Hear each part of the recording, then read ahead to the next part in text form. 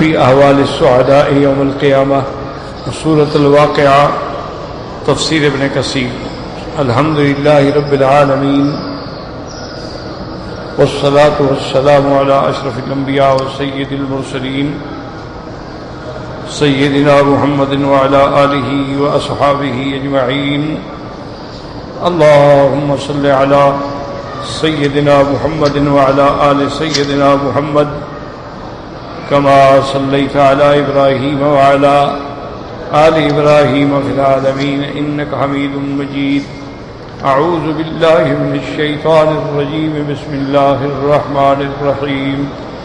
وأصحاب اليمين ما أصحاب اليمين في سدر مخضود وطلح ممدود وظل ممدود وماء مسكوب وفاكهة كثيرة لا مقطوعة ولا ممنوعة وفرش مرفوعة. إنا أنشأناهن إنشاء فجعلناهن أبكارا عربا أترابا لأصحاب اليمين سلة من الأولين وسلة من الآخرين. قال المؤلف والمفسر رحمه الله تعالى أدام النفع بعلومه وعلومكم في الدارين آمين إلى أن قال قوله تبارك وتعالى وفرش مرفوعة. قال ارتفاعها كما بين السماء والأرض ومسيرة ما بينهما 500 عام. ثم قال الترمذي رحمه الله هذا حديث حسن غريب لا نعرفه إلا من حديث رشدين بن سعد. اللہ نے فرمایا مومنین کے لیے قیامت میں اونچے بچھونے ہوں گے. اب فرماتے ہیں ان کی اونچائی ایسے ہوگی جیسے زمین و آسمان کے درمیان فاصلہ ہے. ومسیرۃ ما بینہما 500 عام، اور آسمان اور زمین کے درمیان میں جو سفر ہے وہ 500 سال کا ہے، اتنے اونچے. ثم قال الترمذی رحمہ اللہ تعالی ھذا حدیث حسن غریب. یہ حدیث جو ہے درجہ حسن کو تو پہنچ گئی ہے لیکن غرابت بھی ہے. وقال بعض اہل العلم معنى هذا الحديث ارتفاع الفرش في الدرجات وبعد ما بين درجتين كما بين السماء والأرض. هكذا قال إنه لا يعرف هذا إلا من رواية رشدين بن سعد وهو المصري وهو ضعيف. هكذا رواه ابو جعفر بن جرير عن ابي قريب عن رشدين به. اب علماء فرماتے ہیں کہ آسمان اور زمین کے درمیان فاصلے کا معنی یہ ہے کہ ان کو اللہ تبارک و تعالی نے جو درجات دیے ہوں گے ہر درجے کے درمیان میں یہ فاصلہ ہوگا، اور ہر درجے کے اندر ان کے لیے جو ہیں اللہ تبارک و تعالی نے وہ اونچے شان والے بچھونے بچھائے ہوں گے، یعنی ان کے درجات میں یہ فاصلہ ہوگا اور ہر فلور پہ ان کے لیے بستر ہوں گے. ثم رواه ابن ابي حاتم كلاهما عن يونس بن عبد الاعلى ان ابن وهب بن نمر بن الحارث وذكره. وكذا رواه ابن ابي حاتم ايضا عن نعيم بن حماد بن وهب. واخرجه الضياء في صفة الجنة من حديث حرملة عن ابن وهب به مثله. ورواه الامام احمد حسن عن موسى عن ابن لهيعة حدثنا دراج فذكره. وقال ابن ابي حاتم ايضا حدثنا ابو سعيد الاشج قال حدثنا ابو معاوية عن جويبر عن ابي سهل عن كثير بن زياد عن الحسن. وفرش مرفوعة قال ارتفاع فراش الرجل من اہل الجنة مثيلا 80 سنة. اس روایت میں آتا ہے کہ ان کے فراش جو ہیں وہ اتنے اونچے ہوں گے کہ ان کی اونچائی کا فاصلہ جو ہے تقریباً 80 سال کا ہوگا. اصل بات یہ ہے کہ میں نے پہلے بھی عرض کیا تھا کہ ایسی روایات مبارکہ، پہلی بات تو یہ ہے کہ جو درجہ صحت کو بھی نہ پہنچیں تو علماء اس کو نقل تو کر دیتے ہیں چاہے اس میں راوی ضعیف بھی ہوں، اصل بات وہ ہے جو اللہ نے قرآن میں فرمائی ہے. اللہ نے قرآن میں کوئی فاصلہ بیان نہیں فرمایا. اللہ نے فرمایا وہ فرش مرفوعات، ان کے بچھونے جو ہیں وہ اونچے ہوں. اب کتنی اونچے ہوں گے اس کے بارے میں اللہ کے قرآن نے کوئی بات نہیں کی. اچھی طرح بات کو سمجھیں. کیوں جو ہمارے دشمن ہیں، اعداء ہیں، منکرین اسلام ہیں، منکرین قرآن ہیں، وہ ان چیزوں کو سامنے رکھ کر پھر لوگوں کے دماغوں میں اسلام کے خلاف ایک تصویر بناتے ہیں کہ بھئی اتنے اونچے پھر ہونے کا کیا معنی کہ 500 سال تک آدمی چلتا رہے گا، تو اس کا فائدہ کیا ہوا، یا 80 سال. تو اصل بات ایک یاد رکھیں کہ اللہ کا قرآن جو ہے وہ ایک ایسی جامع معنی کامل مکمل کتاب ہے کہ اگر آپ اس کو صحیح معنی میں تمسک کریں تو دشمن کے پاس پھر کوئی چارہ کار ہی نہیں. اللہ نے فرما دیا کہ اونچے بچھونے ہوں گے، بات ختم ہو گئی. اب اونچے بچھونے کے بارے میں بھی دو باتیں ہوں گی.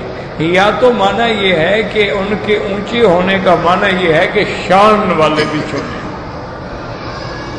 یعنی مرتبہ و شان میں اونچے ہوں گے.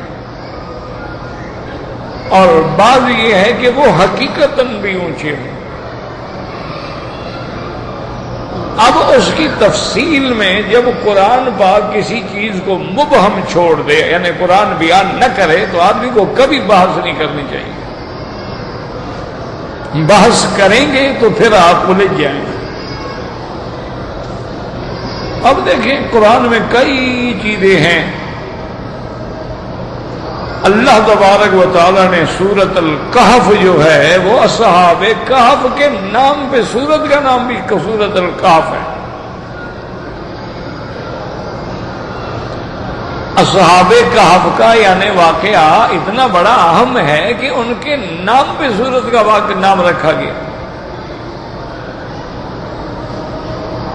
لیکن اللہ نے قرآن میں اتنا فرمایا کہ اذ اول فتیۃ الی الکہف، کہ جب وہ چند نوجوانوں کی ایک جماعت جو تھی جنہوں نے غار میں جا کے پناہ لی. اب اللہ نے یہ نہیں بیان فرمایا کہ ان نوجوانوں کے نام کیا تھے، ان نوجوانوں کا خاندان کیا تھا، نوجوان جو ہیں وہ کہاں کے رہنے والے تھے، اور وہ غار جو ہے وہ کہاں واقع تھی. تو قرآن ان چیزوں سے بحث ہی نہیں کرتا. قرآن نے آپ کو ایک واقعہ بتانا ہے کہ اللہ کی توحید کے لیے انہوں نے اپنا ملک چھوڑا، وقت کے بادشاہ کے ظلم سے بچنے کے لیے غار میں پناہ لی. اللہ نے ان موحدین کو 309 سال تک سلائے رکھا، اور ان میں کوئی تبدیلی، کوئی تغیر نہیں آیا. نہ ان کے کپڑے پرانے ہوئے، نہ ان کی شکل میں کوئی تبدیلی آئی، نہ ان کے بال بڑھے، نہ ناخن بڑھے. جو چیز جہاں تھی اسی طرح رک گئی. تو اللہ نے یہ اپنے بندوں کی کرامات کا اظہار فرمایا ہے. ورنہ آپ خود اندازہ کریں نا کہ آدمی 2-4 ہفتے اگر حجامت نہ بنائے تو بال کتنے بڑھ جائیں گے، ناخن کتنے بڑھ جائیں گے. وہ تو 309 سال گزر گئے.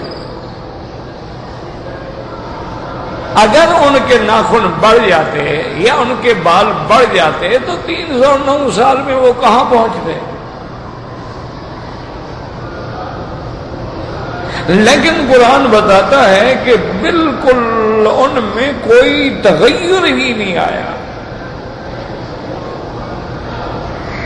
اللہ نے یہاں قرآن میں یہ مسئلہ سمجھا کے ہماری آنکھیں کھول دی کہ اللہ چاہے تو زندہ انسان کو اتنی لمبی نیند عطا فرما دیں کہ وہ زندہ ہے لیکن سویا ہوا ہے.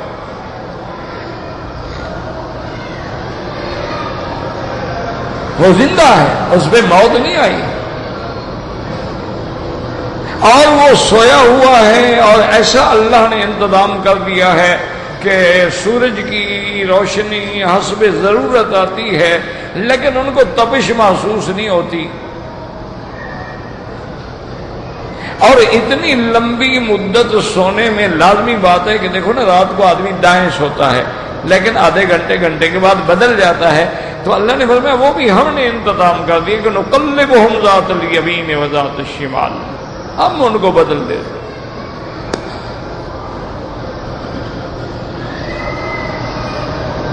ایک تو یہ ہوا کہ اللہ اپنے توحید والوں کی حفاظت فرماتے ہیں، دوسرا ان بزرگوں کی کرامات ظاہر ہوئی کہ 309 سال تک سو رہے ہیں اور کچھ بھی نہیں بگڑا۔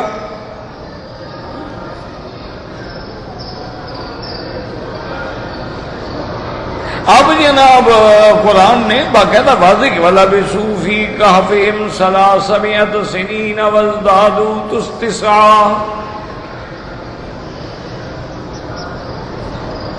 اب جب ان کی آنکھ کھلی تو پوچھنے لگے کم لبثتم، بھائی کتنی دیر ہم سوتے رہے؟ قالوا لبثنا یوما او بعض یوم، ہو سکتا ہے ابھی ایک دن پورا سوتے رہے، یا انہوں نے کہا نہیں پورا دن تو نہیں، جب ہم سو رہے تھے تو سورج اوپر تھا، اب سورج نیچے آیا ہے، مانا یہ ہے کہ بس اتنا ہم سوئے ہیں۔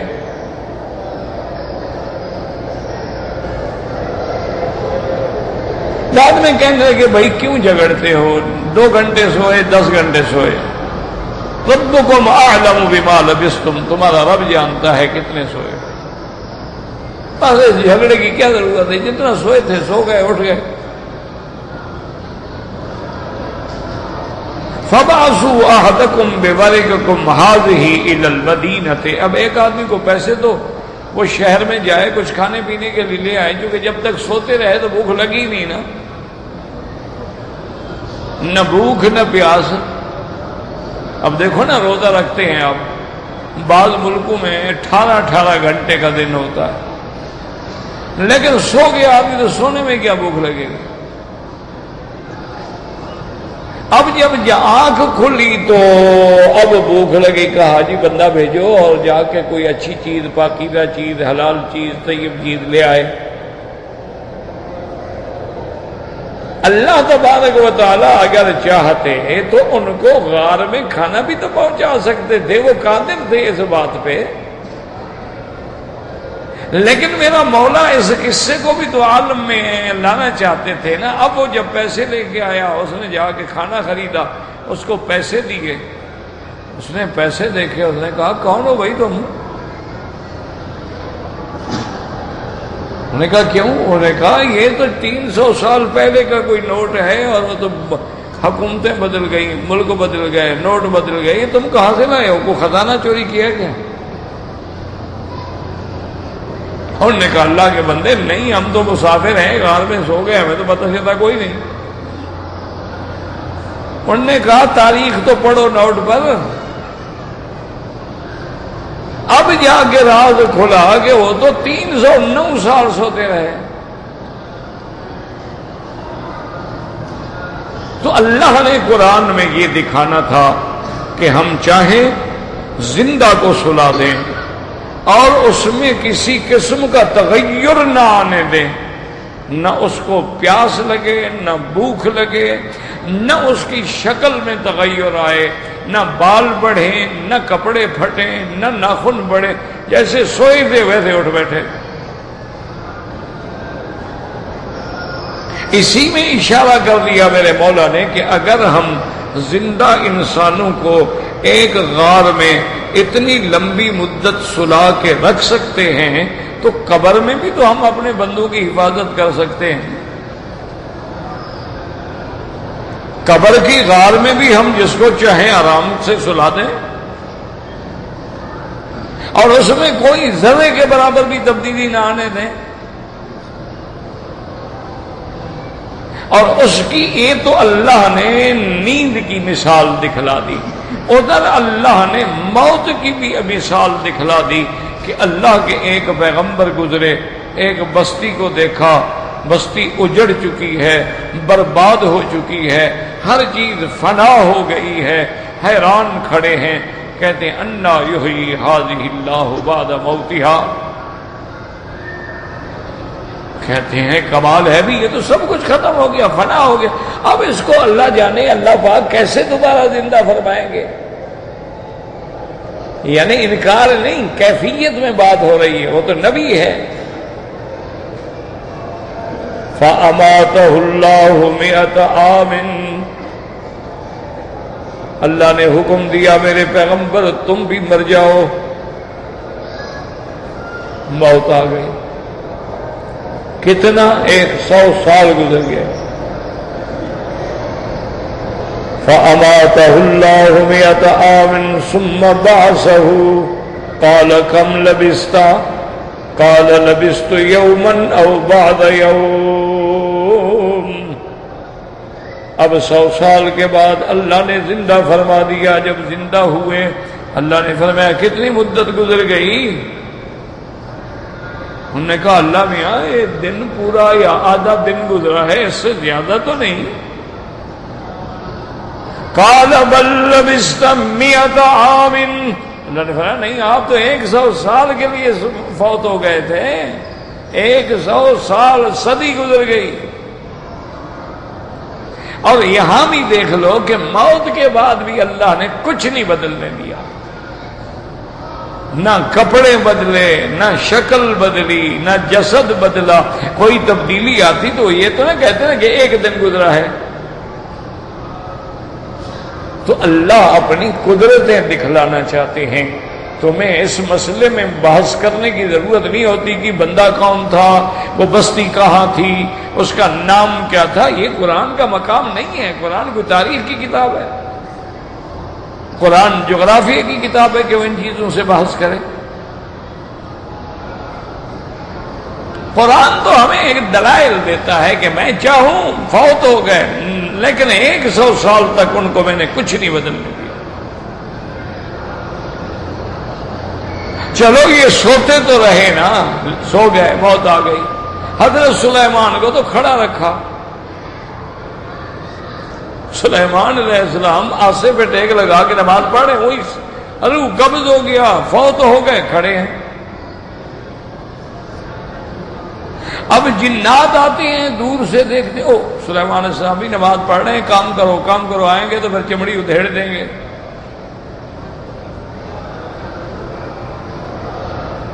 اب جناب اتنا عرصہ گزر گیا، انہوں نے کہا ابھی سلیمان علیہ السلام تو تشریف لاتے تھے، کام دیکھتے تھے، اتنی مدت گزر گئی ہے وہ مسجد سے آ ہی نہیں رہے۔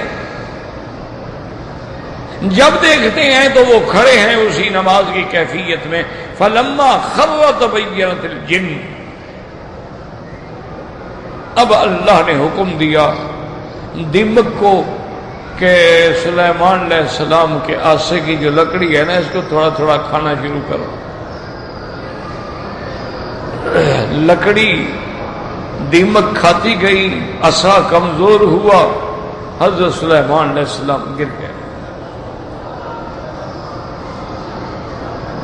اچھا جن بھی بڑے سمجھدار تھے، انہوں نے آگے دیکھا، انہوں نے کہا یار یہ لکڑی جو ہے نا، عصا جو ہے، اس کو دیمک نے کھایا ہے، اور دیمک نے کھایا ہے 2 انچ، تو کتنی مدت گزر گئی ہے؟ اس کا مطلب ہے کہ ایک دیمک جو ہے ان کو تو 100 سال سے بھی زیادہ گزر گیا، ہم تو رل گئے پتھر اٹھا اٹھا کے۔ اللہ نے یہ مسئلہ سمجھانا تھا کہ میرے محبوب اللہ کانوا یعلمون الغیب ما لبثوا فی العذاب المہین، اگر جنوں کو علم غیب ہوتا تو وہ رگڑے کھاتے رہتے، عذاب مہین بھگتتے رہتے۔ تو جب ان کو اپنا پتہ نہیں ہے تو تمہیں غیب کی خبریں کہاں سے لا کے دے دیتے ہیں؟ علم غیب تو اللہ، بس اللہ کو اتنی مقصود تھا۔ اصحاب کہف کون تھے؟ اللہ کو پتا، نام کیا تھا؟ اللہ کو پتا۔ اب لوگوں نے ان کے نام تلاش کیے ہیں، اور کہ بھئی ان کے یہ نام تھے، اور بعض لوگوں نے تو ماشاءاللہ پیر حضرات ہمارے جو ہے نا بزرگ، اللہ ہمیں بھی انہیں بھی ہدایت دے. انہوں نے تو ماشاءاللہ وہ طویل بنا دیا ہے کہ اصحاب الکہف کے نام لکھ کر جس کو جن ہو اس کو دکھاؤ تو جن حاضر ہو جاتا ہے. مجھے خود ایک پیر صاحب نے کہا، میرا دوست تھا، ایسے بات چل پڑی. میں نے کہا یار ٹھیک ہے، میں جنوں کو مانتا ہوں، میں یہ بھی مانتا ہوں کہ جن انسانوں کو نقصان پہنچاتے ہیں، لیکن یہ کہ جن آ گیا اور حاضر ہو گیا، ہم اس کو بلا لیتے ہیں، ہم اس سے باتیں کرتے ہیں. تو وہ کہنے لگا جی میں پھر ابھی جن کو بلا کے آپ کو دکھاؤں. میں نے کہا مجھے آپ ہی کافی ہیں، جن دیکھنے کی مجھے کیا ضرورت ہے میرے لیے. میں نے کہا حضرت آپ ہی کافی ہیں، میں نے آپ کو تو دیکھ لیا. تو گویا سمجھے کہ جنوں کے باپ کو دیکھ لیا،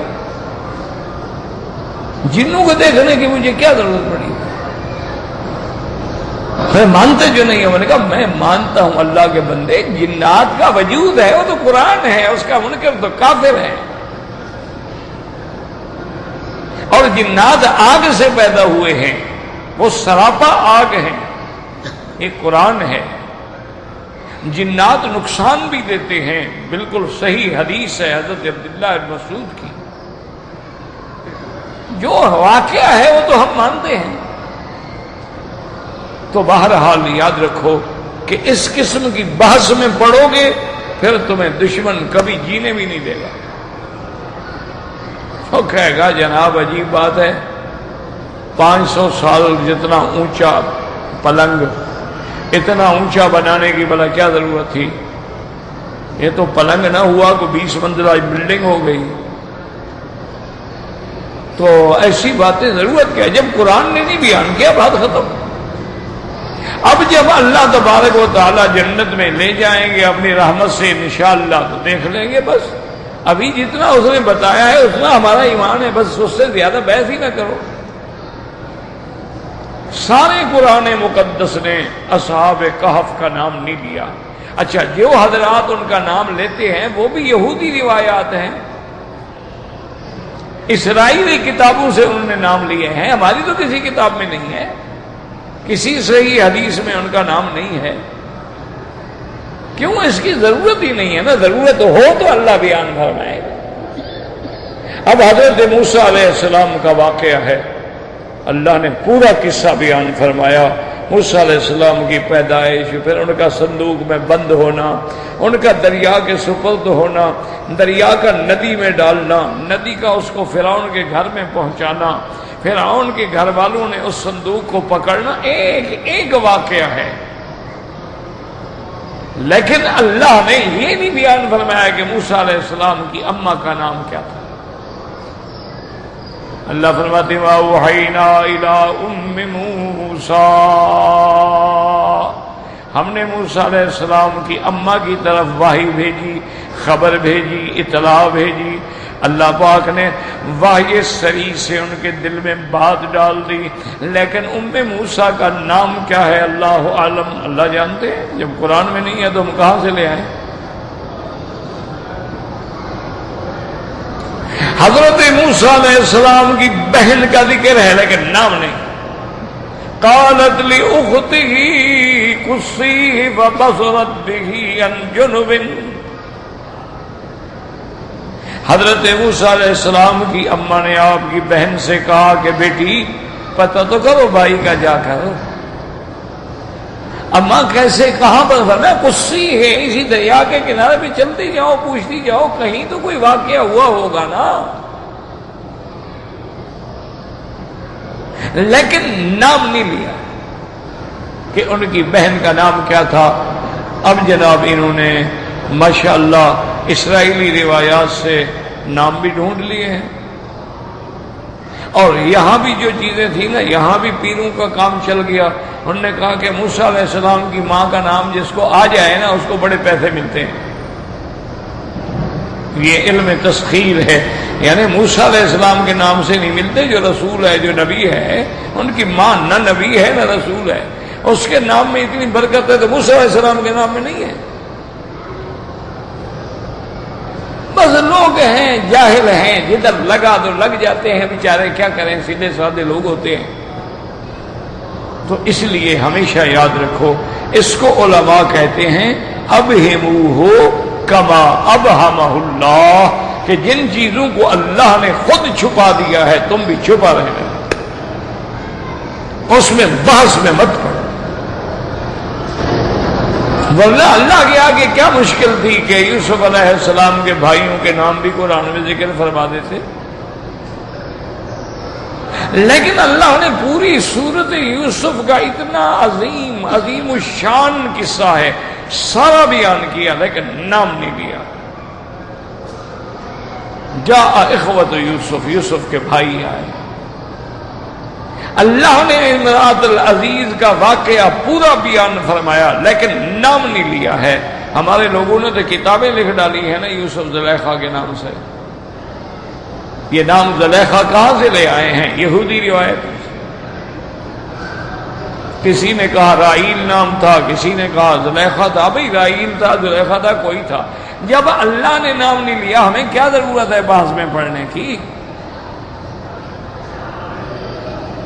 تو اس لیے ہمیشہ یہ بات دماغ میں رکھو گے تو انشاءاللہ ثم انشاءاللہ بہت ساری ٹھوکروں سے بچ جاؤ گے، اور اگر ان چیزوں میں گھسو گے اور ڈھونڈو گے تو پھر ما سوائے پریشانی کے کوئی حل نہیں ہوتا۔ اللہ بعض علوم کو چھپا دیتے، ان کے چھپانے میں حکمت ہوتی ہے۔ اب دیکھیں دنیا میں 4 علم بڑے مشہور ہیں، کیمیا، لیمیا، ریمیا، سیمیا،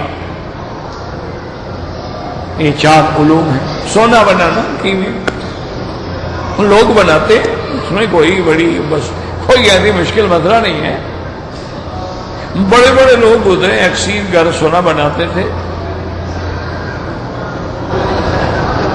وہ ہمارے اپنے علاقے کے ایک آدمی تھے، وہ فوت ہو گئے، بہت بڑا حکیم تھا، بہت بڑا طبیب تھا۔ تو ایک دن ایسے اتفاق سے میں نے تو نہیں دیکھا ان کو، میری پیدائش سے بھی شاید پہلے فوت ہو گئے یا اللہ عالم میں چھوٹا ہوں گا، بہرحال وہ تھا ہمارے علاقے کا۔ تو اس سے کسی نے کہا جی ہم نے سنا ہے آپ سونا بناتے ہیں۔ انہوں نے کہا یار سونا بنانا تو کوئی مشکل نہیں، میں تو ہیرا بھی بنا لیتا ہوں، میں تو موتی بھی بنا لیتا ہوں۔ اتنا قابل آدمی تھا۔ والد صاحب رحمۃ اللہ علیہ کو جب اس کی موت قریب آئی تو اس نے بندہ دوڑایا، وہاں سے 2 میل کا فاصلہ تھا ہمارے گاؤں سے۔ اس نے اپنے ساتھیوں سے کہا کہ فوراً حضرت کو لے کے آؤ، اور میرا وقت بالکل قریب آ گیا ہے، اللہ عالم میں 1 گھنٹہ زندہ ہوں، 2 گھنٹے زندہ ہوں، لیکن میرے پاس جو علم ہے امانت ہے وہ میں کسی کو نہیں دینا چاہتا ما سوا حضرت مولانا خیر عمر صاحب کے، چونکہ وہ عالم ہیں اور صحیح عالم ہیں اور ان کا حق ہے۔ والد صاحب بخاری شریف پڑھا رہے تھے، وہ آدمی آیا، اس نے بیچارے نے بڑا رو کے چیخ کے کہا کہ حضرت تک حکیم صاحب کا آخری وقت ہے، آپ کو بلا رہے ہیں، کچھ آپ کو بتانا چاہوں۔ کہ میں حضور کی حدیث چھوڑ کے اس سے سونا سیکھنے کے لیے جاؤں؟ جاؤ دیکھا جائے گا، جب وہ سبق ختم ہوں گے پھر آئیں۔ سبق پڑھاتے رہے، اور سبق ہی دوپہر کو جا کے ختم ہو گیا، فوت ہو گیا تھا، پھر صحیح ختم ہو گیا۔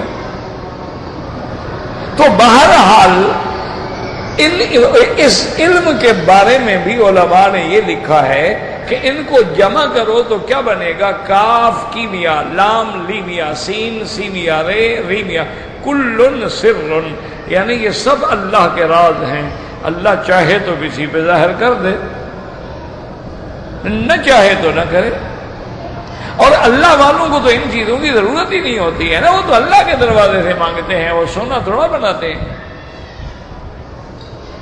یہ سونا چاندی میں چکر میں پڑنے والے لوگ جو ہیں یہ تو دنیا دار ہیں، یہ کوئی دین والے تو نہیں ہوتے۔ تو اس لیے ایک بات میری پلے باندھ لو کہ جس بات کو اللہ کا قرآن کھول دے آمنا و صدقنا، اور جس بات میں قرآن ابہام فرما دے، صرف واقعے کا ذکر کر دے اور آگے تفصیل بیان نہ کرے، تو آپ بھی اس میں بلا وجہ نہ الجھیں۔ ہاں جو روایات ملتی ہیں اب یہ مفسرین کرام کی اپنی جگہ تو دیانت امانت ہے کہ ان کو جو بھی ملا ان نے لکھ دیا، لیکن نتیجہ یہ نکلا کہ مخالفین کے ہاتھ میں ہتھیار آ گئے۔ انہوں نے کہا جی تمہاری تفسیر ابن کثیر میں یہ لکھا ہوا ہے۔ اب تفسیر ابن کثیر میں تو ہزاروں اسرائیلی روایات ہیں، اسی لیے اب کسی نے اس کو مختصر کر دیا ہے، مختصر ابن کثیر۔ اس نے جتنی اسرائیلی روایات تھی وہ ساری نکال دی۔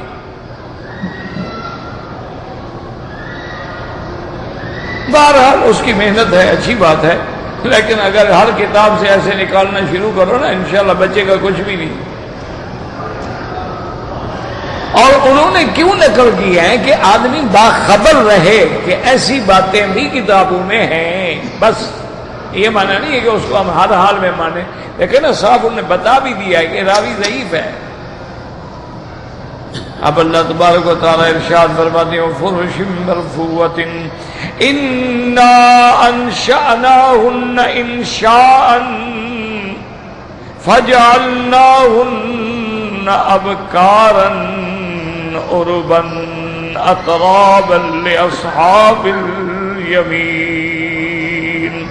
جرى الضمير ولا غير مذكور لكن لما دل السياق وذكر الفرش على النساء اللاتي يزعجن فيما هي اكتفى بذلك عن ذكرهن وعد الضمير عليهن كما في قوله تبارك وتعالى إذ أرد عليه بالعشي الصافنات الجياد فقال إني أحببت حب الخير عن ذكر ربي حتى توارت بالحجاب۔ یعنی الشمس المشہور من قولی المفسرین رحمہ اللہ تعالی۔ اب مفسر فرماتے ہیں کہ اللہ نے فرمایا انا انشأناہن انشاء، ہم نے ان کے لیے پیدا کی، ہم نے ان کے لیے بنائی ہیں حوریں، اور وہ حوریں بھی ایسی ہیں جعلناہن ابکارا، وہ حوریں کنواریاں بھی ہیں، اور بن اپنے شوہر سے محبت کرنے والی بھی ہیں، اترابن اور ساری ہم سن بھی ہیں۔ یہ کن کو ملیں گی؟ فرمایا اصحاب الیمین، یہ داہنے والوں کو ملیں گی۔ اب مفسر فرماتے انا انشأناہن، انشأناہن یہ ضمیر کی طرف راجع ہوگا۔ فرمایا یہ ضمیر غیر مذکور کی طرف راجع ہے، پہلے اس کو ان کا ذکر نہیں تھا، لیکن اشارہ اس طرف ہے کہ اس ضمیر سے مراد جو ہے الفرش والنساء۔ اللہ نے جب بستر کا ذکر کیا ہے تو بستر سے کنایا ہے کہ عورت جو ہے اس کو بھی تو اللہ نے مرد کے لیے بستر بنایا ہے۔ ہن لباس لکم وانتم لباس لہن، اس لیے کنایا کر انا انشأناہن، یعنی وہ عورتیں جو ان بچھونوں پر مومنوں کو ملیں گی ان کو اللہ تبارک و تعالی نے ایسا بنایا ہے۔ اس لیے ضمیر جو ہے اس جیسے قرآن میں آتا ہے اذ عرض علیہ بالعشی الصافنات الجیاد، جب پیغمبر کو شام کے وقت میں اعلیٰ قسم کی نسل کے گھوڑے پیش کیے گئے اور آپ پیغمبر دیکھ رہے تھے صافنات، اذ عرض علیہ بالعشی الصافنات بالعشی الصافنات الجیاد فقال انی احببت حب الخیر عن ذکر ربی حتی توارت بالحجاب۔ چھپ گیا حجاب، کیا چھپ گیا؟ تو یہاں ذکر نہیں ہے لیکن مراد سورج ہے۔ حتی توارت بالحجاب یعنی الشمس المشہور من قولی المفسرین۔ وقال الاخفش فی قولی تعالی انا انشأناہن ای اضمرہن ولم یذکرن قبل ذلک۔ اب مفسر رحمت اللہ علیہ فرماتے ہیں اللہ پاک نے ضمیر تو بیان کیا ہے لیکن ان کا ذکر پہلے نہیں ہے۔ وقال عبیدہ ذکرن فی قولی تعالی وَإِنَّ كَمْثَالِ لِلْمَكْنُونَ وقول تعالی انا انشأناہن ای اعدناہن بالنشأۃ الاخری بعد ما كنا عجائز رمسا صرن ابکارا عربا، بعد الصیبوبۃ ادنا ابکارا عربا متحببات الی ازواجہن بالحلافۃ والظرافۃ والملاحۃ. اور حضرت ابو عبیدہ فرماتے ہیں کہ چونکہ پہلے ذکر ہو چکا ہے وہ حور عین کا امثال اللؤلؤ المکنون، تو اب اس کا ضمیر بھی اسی طرف راجع ہوگا. یعنی اللہ فرماتے ہیں ہم نے ان کو نشأۃ الاخری میں جب دوبارہ پیدا کیا ہے. انسان کی جو بیویاں ہیں جو بوڑھی ہو گئی تھیں، جن کی آنکھیں چندیا گئی تھیں، اب اللہ نے جب دوبارہ پیدا کیا تو ان کو کنواریاں بنا دیا ہے. یعنی وہ سیب ہونے کے بعد کنواریاں ہو گئیں. اور عربن کا معنی متحببات الی ازواجہن، اپنے خاوندوں کے ساتھ محبوب. اور ایسی بیویاں حلاوت کے اعتبار سے، ظرافت کے اعتبار سے، ملاحت کے اعتبار سے، یعنی اللہ نے ان میں مٹھاس بھی ان کی باتوں میں رکھی ہے. ان کی باتوں کے اندر ہنسی مذاق کا بھی پہلو ہے، اور ان کی باتوں کے اندر ملاحت، نمکینی بھی ہے، چاشنی بھی ہے. اللہ تبارک و تعالی نے ایسی بیویاں بنائی اصحاب الیمین کے لیے. وقال بعضهم عربا اے غنجات، بعد نے فرمایا عربن کا معنی ہے خوبصورت آواز میں گانے والی. قال موسیٰ بن عبید رضی یزید قاشی انس مالک قال قال رسول اللہ صلی اللہ علیہ وسلم انا انشأناہن انشاء قال نساء اجائز کن فی الدنیا ہمشن رمسن. وہ عورتیں جو دنیا میں بوڑھی ہو گئیں، جو دنیا میں چندیا گئیں، اللہ تبارک و تعالیٰ قیامت میں جب ان کو دوبارہ پیدا فرمائیں گے تو ان کو جوان پیدا فرمائیں گے، ان کو کنواریاں بنا کے پیدا فرمائیں گے. وقال ابن ابی آدم حدثنا محمد بن عوف الحمصی حدثنا آدم یعنی ابن ابی یاسر قال حدثنا شیبان جابر جزی مرد سلمت بن یزید قال سمعت رسول اللہ صلی اللہ علیہ وسلم یقول فی قوله تعالی انا انشأناہن انشاء، یعنی کا اللہ تی کن فی الدنیا، وہ جو دنیا میں مومن کی بیویاں تھیں اللہ تبارک و تعالی نشأ اخری میں ان کو جوان بنا دیں گے.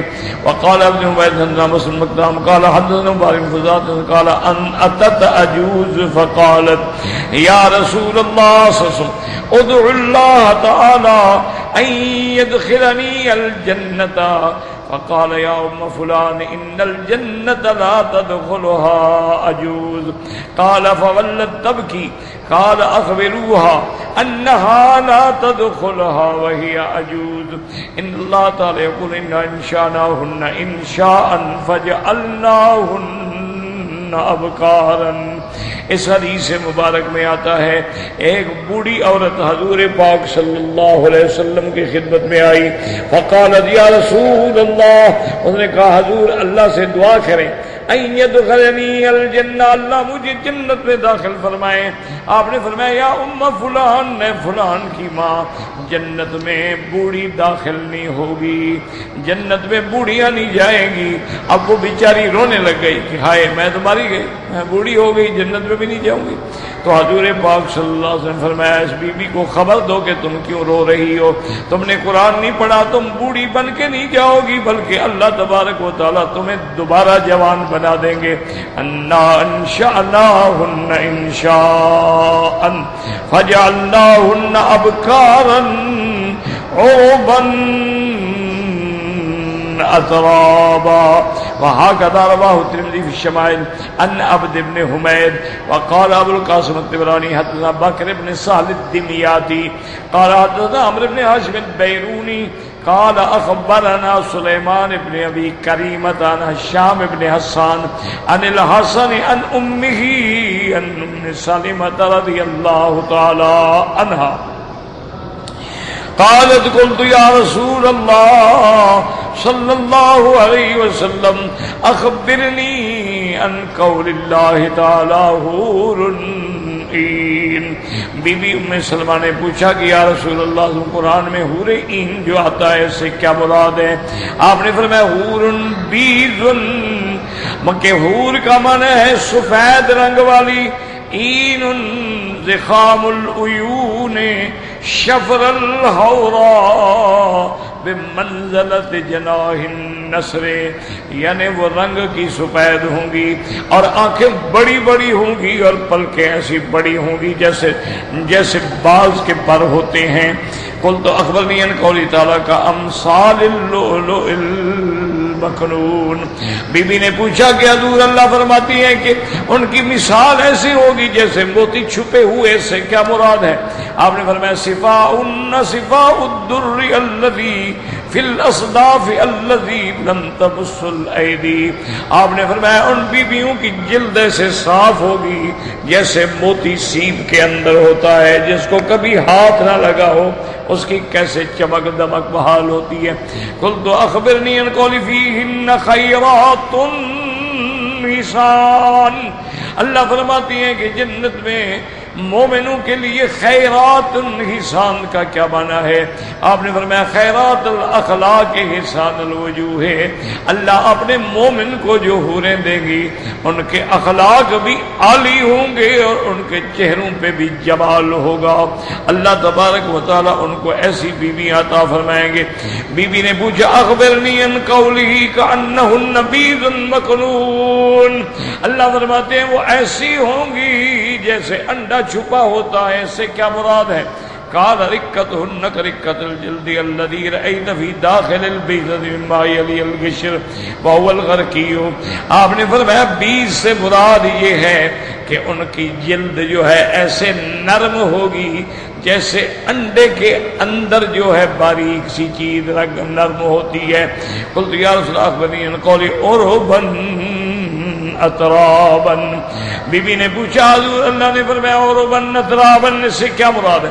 قال هن اللواتی قبضن فی الدار الدنیا عجائز رمسا شمتا، آپ نے فرمایا کہ وہ عورتیں جو دنیا میں بوڑھی ہو کے مر گئی ہیں، جو بوڑھی ہو چکی تھیں، چندھیا گئی تھیں، خلقہن اللہ بعد الکبر وجعلہن عذارا عربا، اللہ پاک ان کو جب دوبارہ پیدا فرمائیں گے تو وہ کنواریاں ہوں گی، عربا متعشقات محببات اترابا علی میلاد واحد، اور اللہ پاک نے فرمایا کہ عربا یعنی اپنے خامن سے عشق کرنے والیاں، محبت کرنے والیاں، اتراب کا معنی ان کا سن جو ہے برابر ہوگا، عمر جو ہے برابر ہوگی۔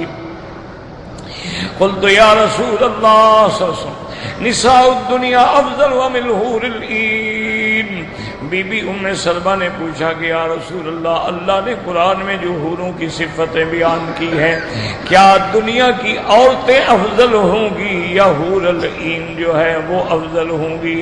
چونکہ حور عین کے بارے میں اللہ تبارک و تعالی نے قرآن پاک میں کئی مقام پہ ان کی شان بیان فرمائی ہے، کہیں اللہ فرماتے ہیں حور العین، کہیں فرماتے ہیں کہ امثال اللؤلؤ المکنون، اور کہیں فرماتے ہیں فیہن خیرات حسان، اور کہیں فرماتے ہیں کأنہن بیض مکنون، اور کہیں فرماتے ہیں عربا اترابا۔ تو یا رسول اللہ اب ہمیں کیا پتا کہ قیامت والے دن حوریں افضل ہوں گی یا مسلمان کی اپنی بیوی جو ہے دنیا والی وہ افضل ہوگی؟ قلت یا رسول اللہ نساء الدنیا افضل ام حور العین؟ قال بل نساء الدنیا افضل من الحور العین کفضل زہارت البطانۃ، حضور پاک نے فرمایا بی بی ام سلمہ سے کہ دنیا کی بیوی جو ہے وہ حور عین سے افضل ہوگی، جیسے دیکھیں ایک کپڑے کا ظاہر ہوتا ہے ایک کپڑے کا باہر ہوتا ہے، تو جیسے باہر جو ہے وہ زیادہ خوبصورت اور افضل ہوتا ہے اندر سے، ایسے جو دنیا کی بیویاں ہیں وہ زیادہ افضل ہوں گی۔ اور اس کے بعد میں یا رسول اللہ وبما ذاک، کیا وجہ ہے کہ دنیا کی عورتوں کو اللہ افضل بنائیں گے؟ فرمایا بصلاتہن وصیامہن وعبادتہن اللہ عز وجل، ان نے فرمایا حضور نے فرمایا کہ اس کی وجہ یہ ہے کہ دنیا کی عورتوں نے اللہ کی عبادت کی ہے، نمازیں پڑھی ہیں، روزے رکھے ہیں، حوروں نے تو کوئی عبادت نہیں کی نا، تو اللہ ان کو شرف عطا فرمائیں گے۔ اور اس کے بعد فرمایا البس اللہ وجوہہن النور واجسادہن الحریر، اللہ ان کے چہروں پہ نور پیدا فرما دیں گے، اللہ ان کے جسد کو ریشم کی طرح نرم فرما دیں گے۔ بیض الالوان، سفید رنگ ہوگا، خضر الثیاب صفر الحلی، ان کا رنگ جو ہے سفید ہوگا اور جلد جو ہے وہ ریشم سے نرم ہوگی، اور ان کا اس کے بعد لباس جو ہے وہ سبز ہوگا اور سونے سے پورا بدن جو ہے وہ پیلا بھرا ہوگا۔ مجامرہن الدر وامشاتہن الذھب، ان کے مجامر جس میں یہ عود جلاتے ہیں اس کو کہتے ہیں مجمرہ، وہ موتیوں کے بنے ہوئے ہوں گے۔ وامشاتہن الذھب، ان کی کنگھیاں جو ہیں وہ سونے کی بنی ہوں گی۔ یقولن نحن الخالدات فلا نموت ابدا ونحن النائمات فلا نبعث ابدا ونحن المقیمات فلا نزن ابدا الا ونحن الراضیات فلا نسخط ابدا، اور وہ کہیں گی قیامت میں کہ نحن الخالدات، ہم ہمیشہ رہنے والیاں ہیں، اب موت نہیں آئے گی، اور ہم نرم اخلاق والی ہیں، ہم کبھی بدخلقی نہیں کریں گی، اور ہم نے ہمیشہ یہی رہنا ہے۔ نحن المقیمات فلا نزن ابدا، یہاں سے ہرگز کوچ نہیں کریں گی۔ اور اس کے بعد وہ کہیں گی الا ونحن الراضیات، ہم اپنے شوہر کے ساتھ ہمیشہ راضی رہنے والی، کبھی ناراض نہیں ہوں گی، کبھی جھگڑا نہیں کرے گی، کبھی بدزبانی نہیں کرے گی۔ طوبی لمن کن لہ وکان لنا، خوش بخت ہوگا وہ جس کی ہم بیویاں ہوں گی، اور خوش بخت ہیں ہم کہ ہم کو اللہ ان کی بیویاں بنائیں گے۔ قلت یا رسول اللہ المرض منا الزوجین والثلاث اربع ثم تموت فتدخل الجنہ يدخلون معها من يكون زوجها۔ اب بی بی سلمہ نے ایک سوال اور فرمایا، اس نے کہا حضور بعض اوقات بیوی جو ہے اس نے 2-3 بندوں سے شادی کی ہوتی ہے، اب قیامت والے دن وہ کس خامد کو ملے گی؟ حضور پاک صلی اللہ علیہ وسلم نے فرمایا کہ قیامت والے دن اس کو جو ہے اختیار دیا جائے گا، انہا تخیر تختار احسن خلقا، اللہ ان کو اختیار دیں گے کہ اپنے ان خامدوں سے جس کو چاہو تم چن لو، تو وہ جو سب سے زیادہ خلق والا ہوگا اس کو چنیں گی۔ فتقول یا رب ان ھذا کان احسن خلقا معی فزوجنی، ہے اس بندے نے میرے ساتھ بڑا حسن خلق سے زندگی گزاری تھی، یا اللہ مجھے اب اسی کی بیوی بنا دے۔ اس کے بعد فرمایا یا ام سلمہ ذهب حسن الخلق بخیر الدنیا والآخرہ، حضور نے فرمایا بی بی یہ دیکھ لو کہ حسن خلق جو ہے وہ دنیا و آخرت کی بھلائیاں لے جاتا ہے، کہ آدمی کا خلق اچھا ہو تو گویا دنیا میں بھی بھلائی ہے اور آخرت میں بھی بھلائی۔ اور اسی لیے میرے مدنی پاک نے رحمت دو عالم صلی اللہ علیہ وسلم نے فرمایا خیرکم خیرکم لأہلہ، تم میں سب سے بہتر وہ ہوگا جو اپنے اہل و عیال کے لیے بہتر ہو، وَأَنَا خَيْرٌ لِأَهْلِي، اور میں اپنے اہل کے لیے بہتر ہوں۔ تو حسن خلق کا کوئی چیز مقابلہ نہیں کر سکتی ہے، اور اللہ سے دعا کریں اللہ ہمیں بھی حسن خلق نصیب فرمائے، اور اللہ ہمیں سوء خلق سے پناہ عطا فرمائے، اور جس کو یعنی عورت صالحہ اور حسن خلق والی بیوی مل گئی ہے تو اس کا گھر دنیا میں جنت ہے۔ واللہ اعلم۔ کہتے ہیں کہ پیر اور استاد میں کوئی فرق ہے؟ دونوں کے پاس رہ کے دیکھ لو،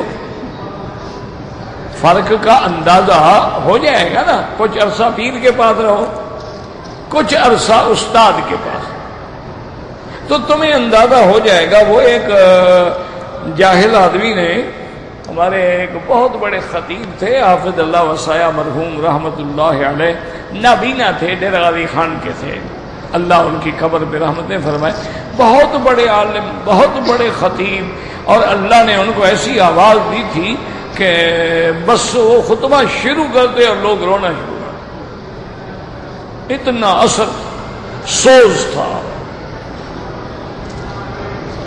وہ بیچارے تقریر فرما رہے تھے تو کسی جاہل نے چٹ بھیجا، اور ساتھ بیٹھا ہوتا تھا خادم، وہ پڑھتا تھا، اور انہوں نے کہا کہ مولانا یہ بتائیں کہ پیر کا شان زیادہ ہے یا قرآن کا شان زیادہ ہے؟ جاہل ہے، جاہل۔ تو حافظ صاحب مذاق بھی بڑی کرتے ہیں، تو انہوں نے کہا کہ میرا بھائی قرآن کو تو آئے ہوئے ہمارے گھروں میں 1400 سال ہو گئے، پیر کو تم 14 دن گھر میں رکھ لو، فیصلہ ہو جائے گا افضل کون ہے۔ تو میرا بھائی یاد رکھو، استاد جو ہے وہ علم پڑھاتا ہے، اس کا کیا مقابلہ ہے؟ پیر تو ہمیں ایک راستہ بتاتا ہے، اگر وہ بھی صحیح معنی میں پیر ہو، لیکن علم تو علم ہے۔ اب دیکھیں حضرت حاجی امداد اللہ مہاجر مکی رحمت اللہ علیہ کا کتنا بڑا مقام تھا، لیکن کوئی مسئلہ آتا تھا تو وہ حضرت رشید احمد گنگوہی رحمت اللہ علیہ سے پوچھتے تھے، اور کوئی مسئلہ پوچھنے آتا اس کو بھی فرماتے کہ بھی ان کے پاس جاؤ، وہ عالم ہیں، مسئلہ تو وہ بتائیں گے۔ اور پھر اللہ نے قرآن میں علم والی فضیلت بیان کی کہ انما یخشی اللہ من عبادہ العلماء۔ اسی طرح اللہ نے فرمایا قل هل یستوی الذین یعلمون والذین لا یعلمون، کیا علم والا اور جاہل برابر ہو سکتا ہے؟ حضور نے مثال دی، فرمایا فضل العالم علی العابد کا فضلی علی ادناکم، فرمایا عالم کی فضیلت ایک عابد پیر پر، بزرگ پر ایسے ہے جیسے میری فضیلت ایک ادنا صحابی پر ہے۔ تو عالم کا کیا مقابلہ ہے بھائی؟ کہتے تھے کہ حضرت کان دہلوی رحمت اللہ علیہ نے مقامات حریری کے ترجمے میں موسیٰ علیہ السلام کی والدہ کا نام لکھا ہے۔ لکھا ہوگا میرا بھائی، میں نے یہ تو نہیں کہا کہ نہیں لکھا، لیکن کہاں سے لکھا؟ قرآن سے، حدیث مبارک سے، وہی روایات اسرائیلیہ۔ اسی طرح تو اصحاب کہف کے نام بھی کتابوں میں ہیں نا، اسی طرح اخوان یوسف کے نام بھی تو کتابوں میں ہے نا، کہ اس کا نام یہودا تھا، اس کا نام بنیامین تھا، لیکن قرآن تو ان باتوں سے بحث نہیں کرتا۔ یہ تو نہیں کہ انہوں نے لکھا ہے، وہ مقامات حریری بھی تو ایک ادب کی کتاب ہے، کون سی حدیث کی کتاب ہے؟ اس میں ایک قصہ آ گیا، اس زمین میں آپ نے لکھ دیا، لیکن وہ بھی روایات اسرائیلیہ سے۔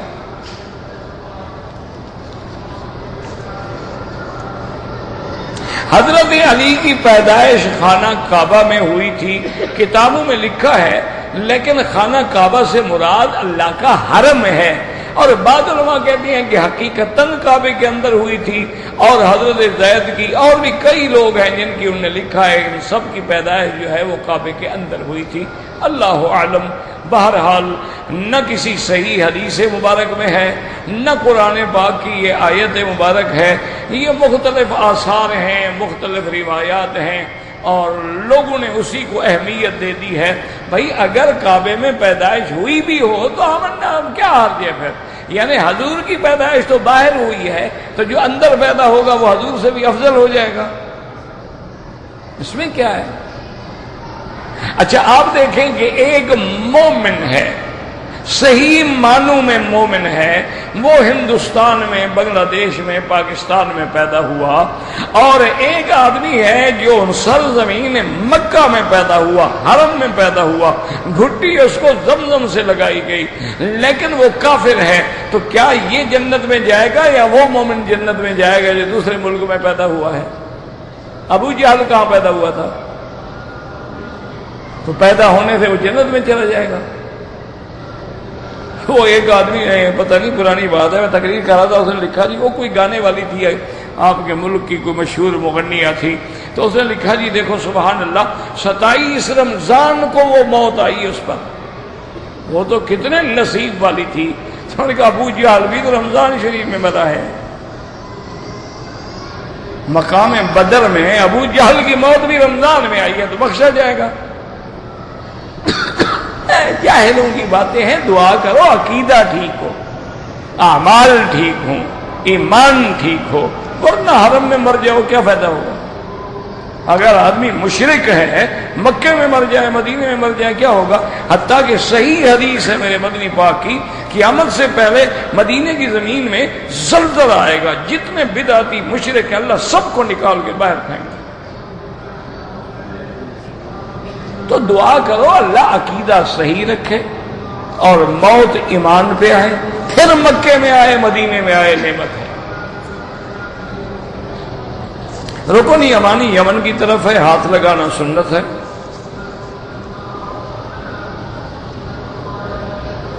وضو کرنے کے بعد میں نے جرابیں پہنی ہیں تو جرابوں پہ مسح ہو سکتا ہے.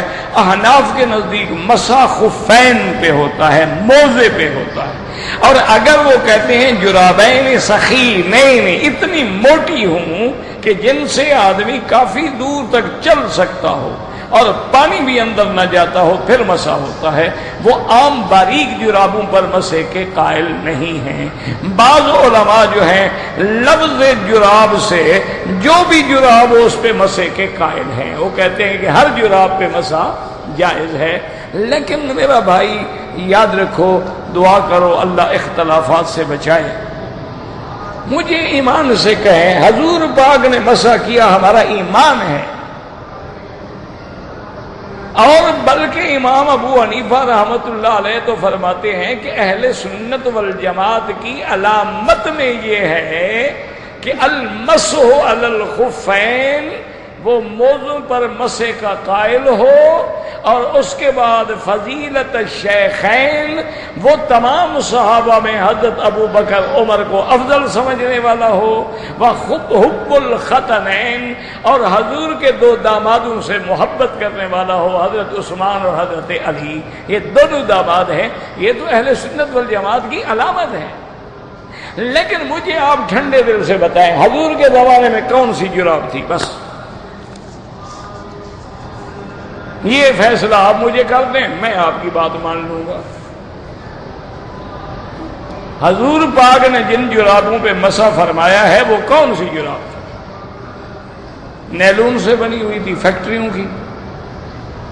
یہ باریک بسل کے پردے کی طرح تھی. اگر تھی آمنا وصدقنا، ہم ماننے کے لیے تیار ہیں، لیکن تم بھی تو کچھ عقل کرو نا. حضور نے جن جرابوں پہ مسح کیا کرو. کہتے جی کہ احناف جو وتر پڑھتے ہیں 3 رکعت سنت ہے. اور ہاں ایک حدیث نہیں، کئی حدیثوں میں ہے کہ یوتر بثلاثن اوتر بثلاثن یوتر بثلاثن، 3 وتر 3 وتر 3 وتر. اچھا حضور نے وتروں کے لیے 3 صورتیں سمجھائی ہیں یا ایک صورت سمجھائی ہے؟